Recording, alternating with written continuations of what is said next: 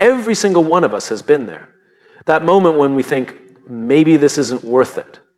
The resistance is too strong, the path feels too steep, and there's a voice, subtle but persuasive, whispering, just stop. This isn't for you. And often we do. We quit. We rationalize, we tell ourselves it wasn't the right time, or maybe I'll try again later. But the truth is, quitting isn't about timing or talent. It's about belief, or rather the lack of it. The moment we quit, what we're really saying is, I don't believe this is worth it anymore. And more often than not, we don't even realize what we've walked away from. I met a young man a few years ago, brilliant, sharp, full of ideas. He had a vision to build something that would help underserved communities gain access to better education using mobile technology. He was passionate. Every time he spoke about it, his eyes lit up. You could feel the conviction in his voice. But a few months later, I saw him again, and he had given up. When I asked why, he shrugged and said, it just got too hard. But what he really meant was the clarity of his why faded. The challenges clouded his vision. He forgot the reason he started. He forgot the people he set out to serve. You see, the reason so many of us quit isn't because we aren't capable. It's because we haven't deeply connected with our reason for continuing. And when we don't have that clarity, the pain outweighs the purpose. The moment adversity shows up, we retreat, not because we're weak, but because we've lost sight of the bigger picture. There's a reason athletes push through pain. There's a reason entrepreneurs work 16-hour days on something that might not pay them for years. There's a reason artists keep creating despite criticism. It's not because they enjoy the struggle, it's because their reason for doing it is bigger than the resistance they feel. They've anchored themselves to a cause, a purpose, a mission that matters more than their comfort in the moment. When you quit, you're not just abandoning a task, you're abandoning a future version of yourself. That version that's stronger, wiser, more disciplined, that version that was born the moment you decided to try. And every time you walk away, every time you surrender to the easy path, you widen the gap between who you are and who you were meant to be. The weak version of you wants instant relief. It thrives on the illusion that stopping now will make everything better. But it won't, because the discomfort of persistence is temporary, but the pain of regret is a lifetime sentence. Ask yourself this: when did you last remember why you started? Not what you wanted to achieve, but why. The purpose, the cause, the reason that first made your heart beat faster. That's your fuel, and if you lose that, you lose everything. One of the most dangerous lies we tell ourselves is that motivation is all we need. Motivation is cheap. It shows up when things are easy. What you really need is meaning. Because meaning stays when everything else walks away. When you feel like quitting, you're standing at a fork in the road. On one side is the easy exit, immediate relief, the comfort of stopping, the sweet silence of not having to try anymore. And the other side is the harder choice. Continuing, despite the chaos, despite the fear, despite the unknown. And the only thing that makes the second path bearable is knowing why it's worth it. If you ever look back at something you gave up on and felt regret, not just for the result, but for who you could have become, you know this truth. We don't regret failure. We regret surrender. We regret walking away when we still had more to give. I remember once talking to a woman who had started a small nonprofit to help foster youth transition into adulthood. It was difficult. Funding was scarce, support was inconsistent, every day brought new challenges. She had every reason to quit, but she didn't. I asked her why. Her answer stuck with me. She said, because I promised myself I'd be the person I needed when I was that age. And I can't break that promise. That's what why does. It becomes a promise, a contract between who you are and who you want to become. And keeping that promise is what separates those who keep moving forward from those who walk away. You don't need to be the smartest, fastest, or most talented. You need to be clear. Clear on what matters. Clear on who you're doing it for. Clear on why this can't wait, because when you're anchored in a cause bigger than yourself, quitting stops feeling like an option. It feels like a betrayal. So the next time that weak version of yourself shows up, and it will, and it whispers that maybe it's time to walk away, ask it one question.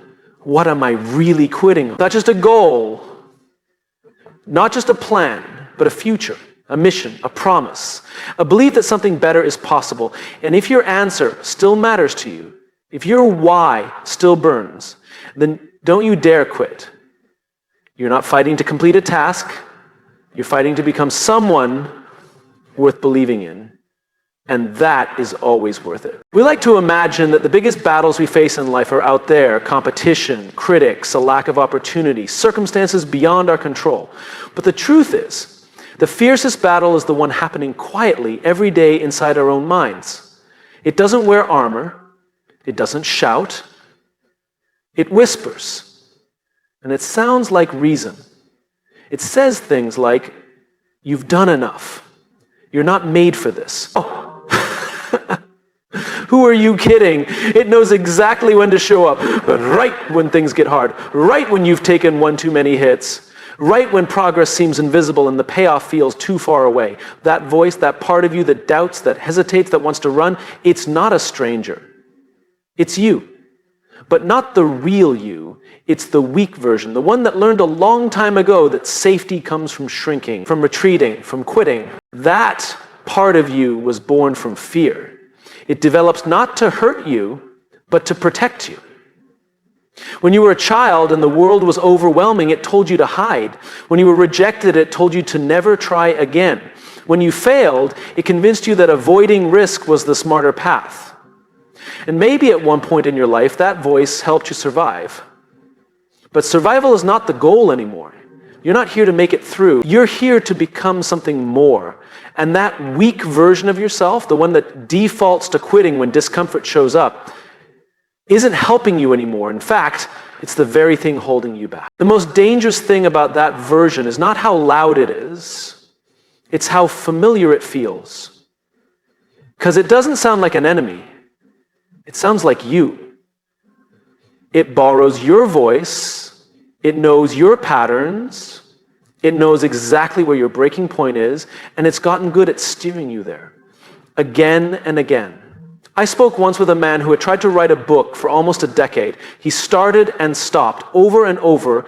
Every time he'd get a few chapters in, he'd convince himself it wasn't good enough, that no one would care, that he wasn't really a writer, and he'd quit. Not because he didn't have the talent, but because the version of him that feared rejection always won.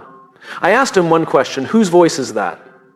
He paused, and then he said, "It's mine, but it's not me." That's it. That's the distinction. There's a version of you that wants more, that dreams bigger, that's willing to try, to fail, to bleed for the chance at something meaningful. And then there's the version that just wants to stay safe, the one that's afraid of pain, of being seen trying and falling short, the one that would rather quit than risk becoming someone better. And that's the enemy, not the world, not your circumstances, you. But here's the good news. Since that weak version of you lives inside, you don't need anyone else's permission to face it. No one needs to save you. You have everything you need already. You just have to decide which version of you gets to lead. Every time you feel like quitting, it's not a sign you're failing. It's a signal that the weak version is trying to take the wheel. That's the moment to lean in, not back away. Because the only way to kill that part of you is by starving it. And you starve it by doing the thing it fears most, continuing. Courage isn't loud, it's often quiet. It's getting up when no one's watching, it's doing the work when no one claps. It's saying not today to that voice that tells you to walk away again and again until it gets quieter. It's not about perfection, it's about resistance. Consistent, deliberate resistance to the instinct to give up. I once watched a friend of mine train for her first marathon. She was not an athlete. In fact, she was someone who had avoided physical challenges her whole life. But something shifted in her. She wanted to prove to herself that she could follow through. The training was brutal. Her body hurt in ways she didn't expect. And that inner voice screamed louder with every mile, "This isn't you. You're not built for this. Just stop." But she didn't. Not because she was physically stronger than everyone else, but because she made a decision. She would not let that weaker version of herself be the one who finished the race. Mile by mile, she outran it. Not with speed, but with stubbornness. And when she crossed that finish line, she didn't just win a medal. She buried the part of her that always quit. That's what this is really about. Not achievement, but transformation. You don't beat the inner enemy by yelling at it. You beat it by proving it wrong. You beat it by doing what it says you can. You beat it every time you show up, even when you don't feel like it, especially when you don't feel like it. That weak version of yourself isn't permanent. It doesn't get to define you unless you let it. It will always be there, whispering its familiar script. But now you get to choose whether to listen or not. You get to decide which voice wins. You are not the voice that wants to quit. You are the one who keeps going despite it. And every time you choose not to quit, every time you show up anyway, that weak version of you gets smaller. Weaker until one day it's not in control anymore. It will never disappear completely, but neither will your strength unless you stop using it. So the next time you feel that pull to quit, don't ask yourself if you're tired. Don't ask if it's hard. Ask this: which version of me do I want to feed right now? The answer to that question might just change everything. We've been told a lie so often that we've started to believe it. The lie is this: that the people who win, who achieve, who endure, who build something meaningful are somehow gifted with better circumstances. That their road was smoother, their luck better, their obstacles smaller. But the truth is far more uncomfortable. The people we admire didn't get there because of their circumstances. They got there in spite of them. Not because the path was easier, but because they made a different choice when things got hard. Life will always present circumstances you can't control. You don't choose your upbringing, your setbacks, your failures, or the timing of unexpected storms. But you do choose how you respond. And it's in those moments, when things go wrong, when plans fall apart, when progress is invisible, that the real divide is revealed. Not between the lucky and the unlucky, but between the ones who choose to keep going and the ones who don't. I met a man once who had grown up in a rough part of town. Drugs. Violence. No safety net, no mentors. If you looked at his life from the outside, you'd say he didn't stand a chance. Statistically, he should have ended up like so many others around him. Angry, broken, defeated. But he didn't. He got out, he built a business, he gave back to his community, and when I asked him how, he didn't tell me about some magical break. He said, "One day I realized I couldn't control where I came from, but I could control where I was going, and I started making choices like someone who mattered." That's it. That's the difference. We're all shaped by circumstance, but we are defined by choice. When things get hard, and they always will, it's easy to say, this isn't fair. It's easy to say, they don't know what I'm dealing with, and maybe they don't. Maybe your mountain is taller than theirs. Maybe the weight you carry is heavier. But the decision to keep climbing is still yours. You are never powerless.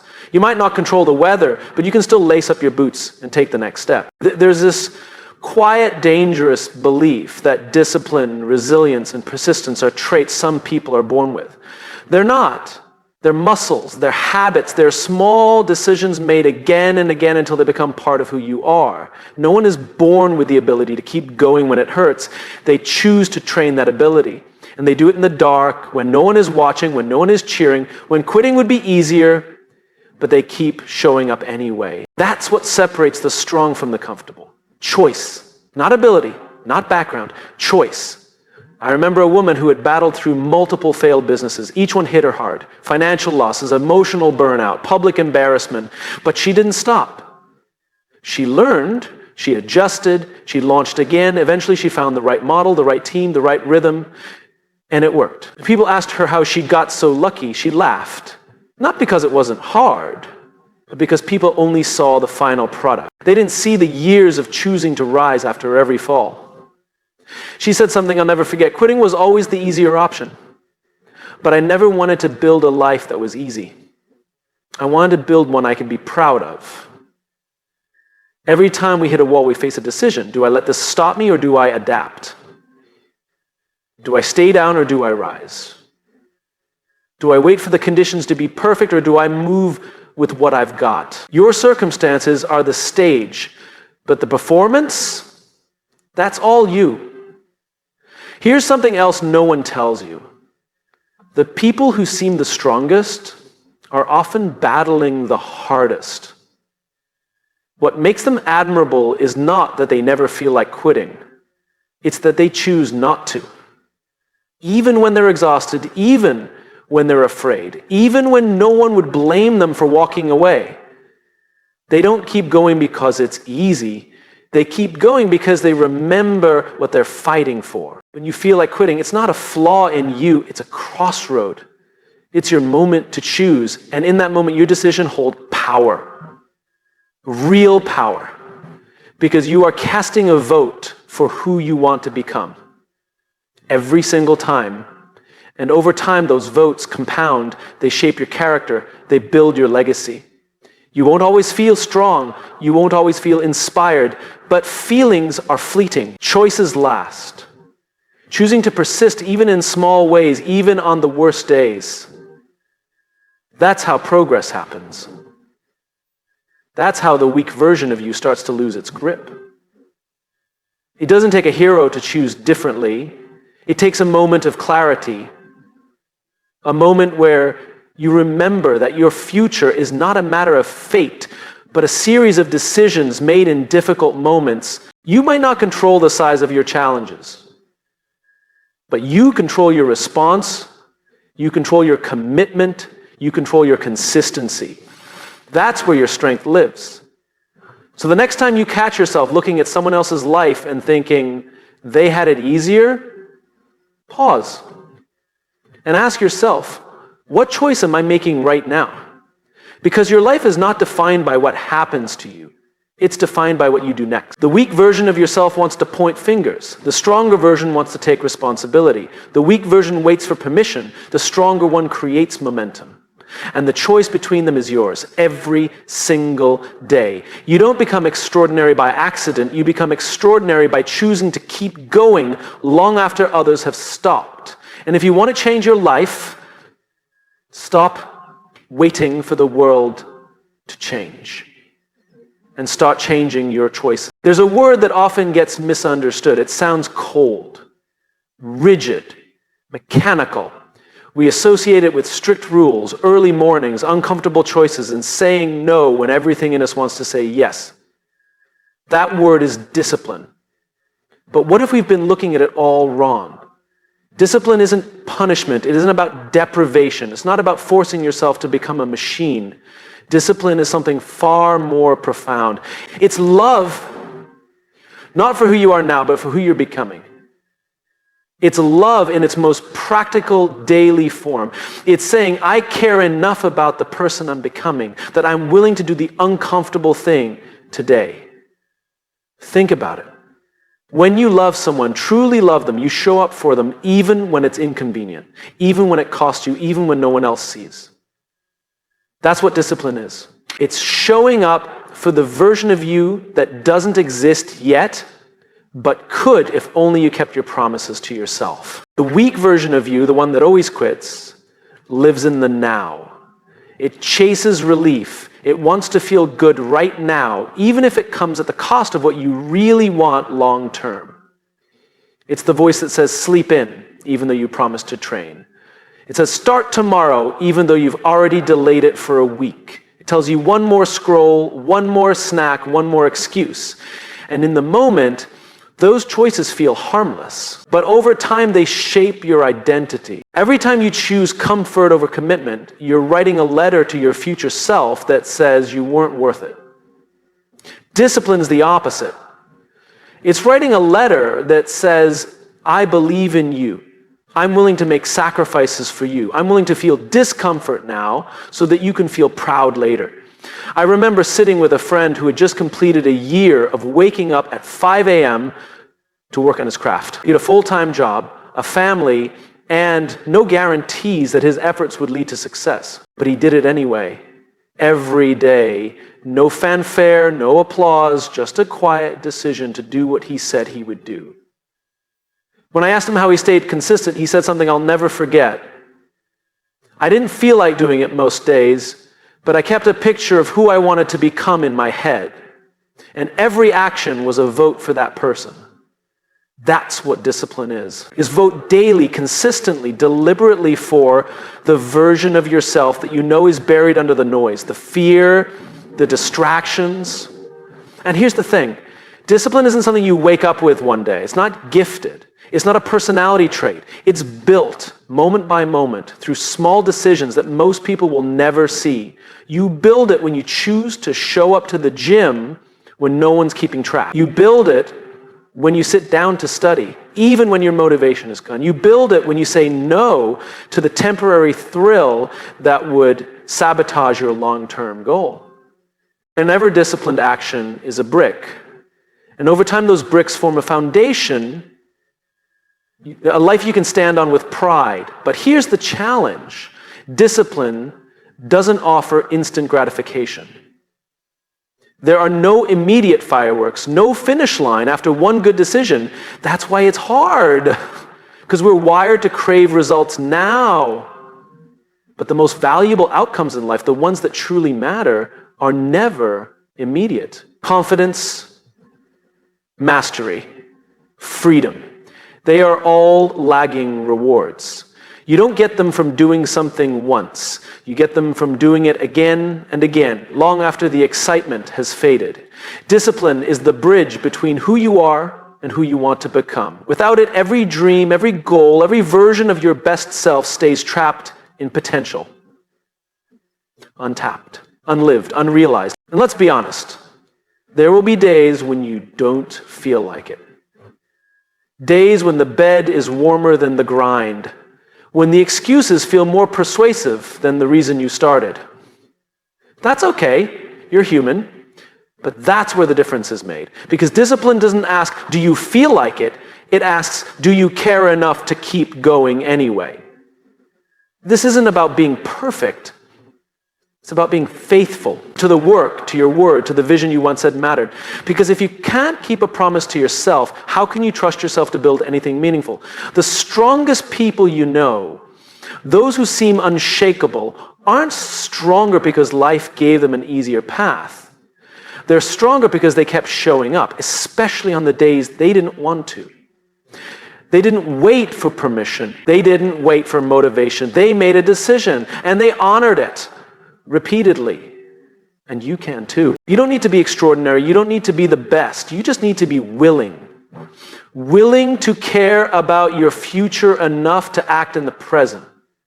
Willing to choose discomfort now in exchange for pride later.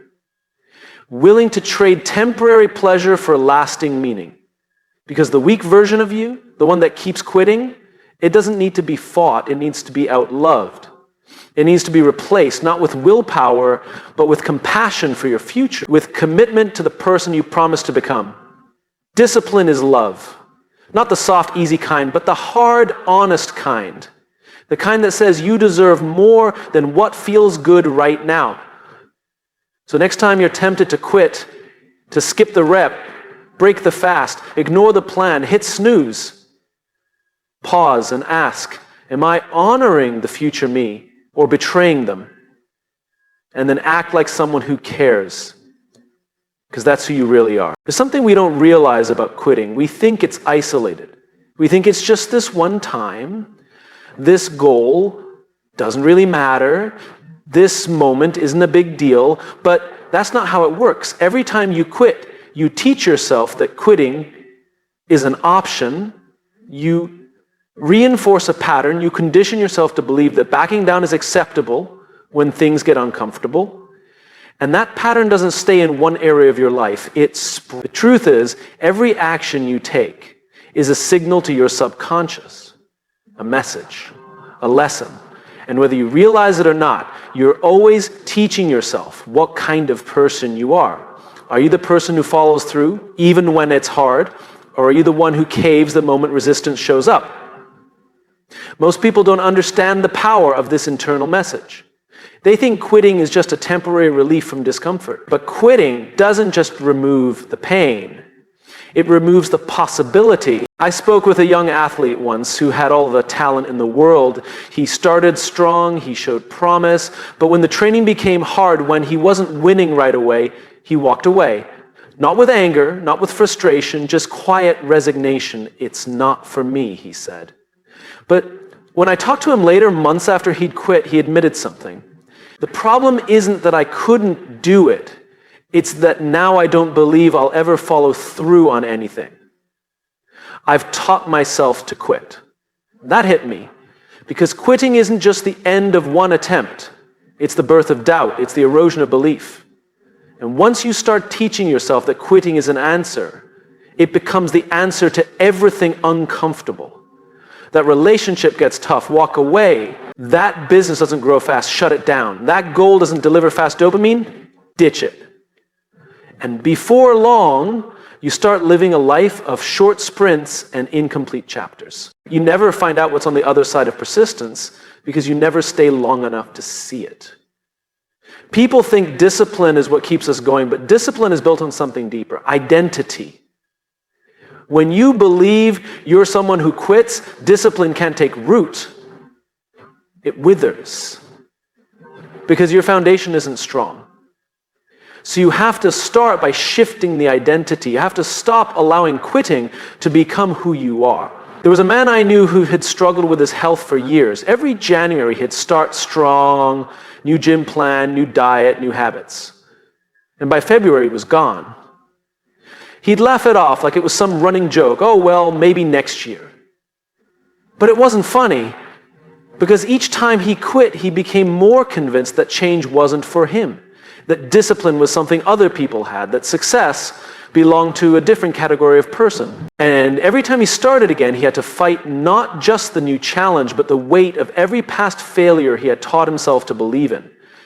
It took one shift to turn it around, one small promise he made to himself. And this time, he kept it. He committed to walking every day for 30 days. That was it. Not losing weight, not transforming his body, just one walk, 30 days, no excuses, no try, just do. And when he finished, he didn't become a different man overnight, but he became someone who could trust himself again. And that changed everything. You want to build self-confidence, you want to kill the weak version of yourself that keeps quitting, then you need to start making and keeping small promises over and over. Because confidence doesn't come from affirmations, it comes from evidence. And the strongest evidence is your own behavior. Every time you follow through, even on something small, you cast a vote for the version of yourself that you respect. You say, I finish what I start. You say, I show up when it's hard. You say, I don't need perfect conditions to make progress. And those small wins stack, they grow, they become a new story, and that story changes your future. But the opposite is also true. Every time you say, I'll do it later. Every time you break a promise to yourself, you reinforce the identity of a quitter. You tell yourself, I can't be trusted. And eventually you stop even trying, not because you don't want it, but because deep down you no longer believe you're capable of seeing it through. This isn't about perfection, this is about consistency. It's about being someone who can endure the long game, someone who understands that the real reward isn't just achieving a goal, it's becoming the kind of person who refuses to give up on what matters. And this matters. Your goals matter. Your dreams matter. You matter. And every time you choose to keep going instead of quitting, you're not just making progress, you're becoming someone new, someone stronger, someone you respect. It's not always about massive action. Sometimes the most powerful thing you can do is simply not give up today, just today. You don't need to see the whole path. You just need to take the next step and then the next. And in doing so, you begin to rewrite the pattern. You begin to silence that weak version of yourself that says, let's give up. And you replace it with a voice that says, not today. Today we finish. One decision, one promise, one refusal to quit.